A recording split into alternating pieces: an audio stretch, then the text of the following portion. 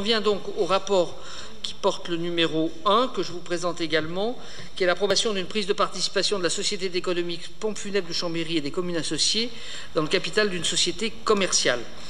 Nous avons, comme le savent les administrateurs de la Société des Pompes Funèbres des communes associées de Chambéry, nous avons été approchés par des communes de Maurienne et par une petite entreprise qui n'a pas de succession pour reprendre l'activité et conforter une présence de pompes funèbres parapubliques dans la vallée de la Maurienne. Le conseil d'administration a délibéré favorablement, mais le Code général des collectivités locales précise en son article L 1524.5 que toute prise de participation d'une société d'économie mixte locale dans le capital d'une société commerciale doit faire l'objet d'un accord express de la ou des collectivités territoriales et de leur groupement actionnaire disposant d'un siège au sein du conseil d'administration.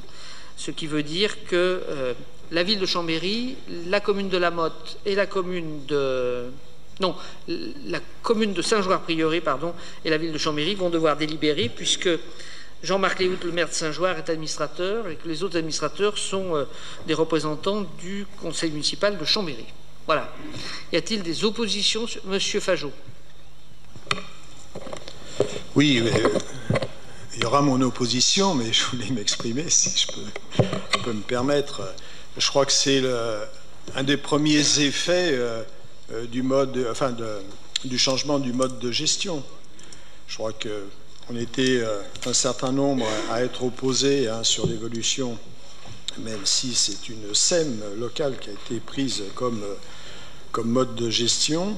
Mais c'est bien ça, quoi. Je crois qu'aujourd'hui, il y a une ouverture qui permet aujourd'hui à une société, puisque c'est une société, la SEM, des pompes funèbres, des pompes funèbres et puis du crématorium, de faire ce type d'opération. Et je ne pense pas que c'est dans la vocation des centres funéraires de faire des acquisitions soit de magasins. Alors bien sûr, c'est sur la Marbrerie. J'ai eu quelques contacts, on m'a expliqué que c'était le plus rémunérateur. Il fallait acheter des magasins de Marbrerie parce que c'est ce qui rapportait le plus.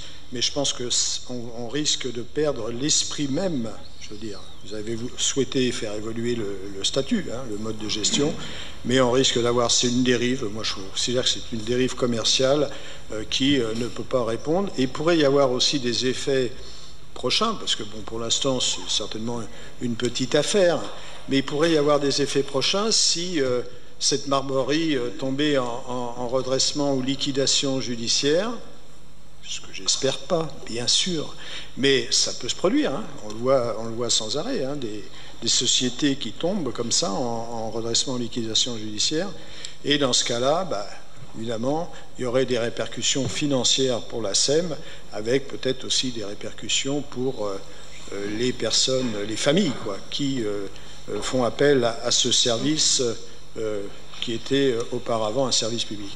Donc moi, j'ai des craintes. Je ne partage pas cette dérive commerciale, parce que j'appelle ça une dérive commerciale, que ça soit d'achat de magasins ou des actions, mais ça revient même dans la logique. C'est pour ça que je voterai contre. Bon, Monsieur Fajot, je suis à la fois surpris et pas surpris par votre réaction. Je vous expliquerai pourquoi dans 30 secondes. Je vais laisser la parole à Monsieur Serino. Oui, merci, Monsieur le maire. Bon, comme l'a évoqué en partie mon collègue Guy Fajot, nous sommes arrivés à ce que nous craignions il y a à peu près 2 ans, quand vous aviez décidé de transformer la régie municipale des pompes funèbres et du crématorium en société d'économie mixte élargie à l'ensemble des communes qui souhaiteraient éventuellement y adhérer. Nous avions à l'époque largement dit notre désaccord sur le fond par rapport à cette évolution et sur les objectifs qu'elle visait, à savoir, comme l'a dit Guy, le développement commercial sur un sujet aussi sensible que l'accompagnement des familles qui subissent un drame. Nous militions et nous militons toujours pour un syndicat intercommunal qui aurait été certainement la meilleure option à retenir, ou à la rigueur une SPL, outil que vous savez d'ailleurs utiliser quand vous le souhaitez, comme nous l'avons vu notamment hier soir au Conseil communautaire. Mais mon propos n'est pas de refaire le débat qui a eu lieu il y a 2 ans. Je rappellerai simplement la conclusion du propos que j'avais eu le 6 avril 2016 lors de la création de la SEM. Notre rôle de collectivité publique n'est pas d'exercer une activité lucrative autour de la mort. Nous devons accompagner les familles, c'est l'unique sens de ce service public. Le sujet aujourd'hui dépasse donc le choix de départ que vous avez fait et que nous avons contesté. Aujourd'hui, on est dans une situation un petit peu différente puisque cette SEM existe. Alors, parce qu'il s'agit d'assurer la continuité d'un service de proximité pour les habitants d'un vaste secteur de la Maurienne, parce qu'il s'agit de proposer ce service avec les garanties du service public, parce que le service public, même sous la forme de cette SEM inappropriée pour ce domaine-là en tout cas, reste toujours préférable à la reprise de tous les indépendants qui cessent leur activité, puisqu'à terme, je crois que c'est ce qui se passera, par des opérateurs nationaux parfois, hélas, peu scrupuleux. Personnellement, je voterai ce rapport. Je le fais malgré mon désaccord, et je rejoins Guy Fajot sur ce point, avec la reprise d'une activité commerciale de marbrerie, et je dois l'avouer, les trop nombreuses annonces publicitaires que l'on voit fleurir dans le Dauphiné régulièrement. Je le fais avec pour unique préoccupation l'intérêt des habitants de la Haute-Vallée de Maurienne. Non. Alors, vos informations ne sont pas tout à fait exactes. Il s'agit d'une société de pompes funèbres familiale qui avait une activité de marbrerie, mais ce n'est pas une marbrerie. Ce que vous avez mentionné, ni l'un ni l'autre dans votre propos, et j'aurais aimé l'entendre, c'est que malgré la transformation en SEM, et donc en structure que vous redoutez d'avoir un caractère purement commercial, vous auriez pu relever que les prix facturés aux familles n'ont pas dévié par rapport à ce qu'ils étaient précédemment. Et que de ce point de vue-là, nous gardons le côté moralisateur du marché public du marché des pompes funèbres. Vous l'avez évoqué, et je vous en remercie. Aujourd'hui, ce marché-là est un marché dans lequel il y a quelques grands ogres nationaux. Il suffit de voir les prix, de comparer sur Chambéry les prix qui sont pratiqués entre notre SEM et puis d'autres entreprises pour voir le différentiel. Et donc que sur la vallée de la Maurienne, le souci existe de la part de la population, de la part des élus, de voir maintenu un service à la fois de proximité et un service semi-public pour éviter des envolées commerciaux, ça me paraît quelque chose de louable, et c'est la raison pour laquelle, personnellement, je souhaite qu'on approuve ce rapport, parce qu'on répond à une vraie demande. Le dernier point que je voudrais soulever, c'est que lorsque nous avons réfléchi à l'époque au statut à donner au service, puisque je vous rappelle que les études, vous les aviez déjà lancées, vous, devant les réclamations, enfin les demandes extérieures qui étaient faites par les services de l'État. Comme le service des pompes funèbres est un service commercial depuis la loi de je ne sais plus quelle année, de 93, il nous a été indiqué à l'époque qu'il fallait nous orienter vers le statut de SEM et non pas vers ce statut de société publique locale. Voilà.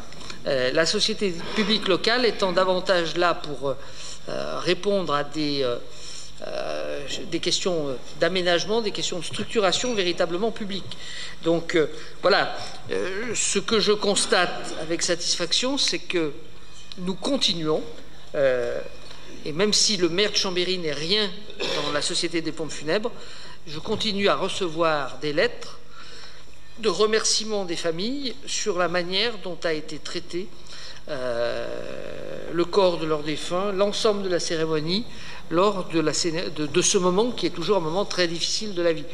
Alors, oui, il arrive, mais je pense que ce n'est pas d'aujourd'hui, que de temps en temps, il y ait un problème avec telle ou telle famille et qu'on reçoive aussi un courrier de quelqu'un qui n'est pas satisfait parce qu'il n'a pas eu telle ou telle information. Mais globalement, le service des pompes funèbres de Chambéry continue à être en progression, de même que la crémation, puisque, vous le savez, les travaux sont engagés aujourd'hui sur la construction du 3e four, parce que nous avons à faire face à une demande qui est exponentielle en matière de crémation sur notre territoire. Plus d'une sépulture sur 2 ici relève désormais de la crémation, alors que les chiffres nationaux sont à 1 pour 3. 34%, si ma mémoire est exacte dans les derniers chiffres que j'ai lus. Voilà, je soumets donc au vote ce rapport. Pierre Pérez. Ah oui, les membres du conseil d'administration de la société, vous ne pouvez pas participer au vote. Alors, je demande quels sont ceux qui sont contre. Monsieur... Ah, vous êtes contre le conseil d'administration. D'accord. Quels sont ceux qui s'abstiennent, hein? On a bien compris votre point de vue pour autant, M. Fajot. Je vous en donne acte. Alors, M. Dupassieux s'abstient et donc le rapport est adopté.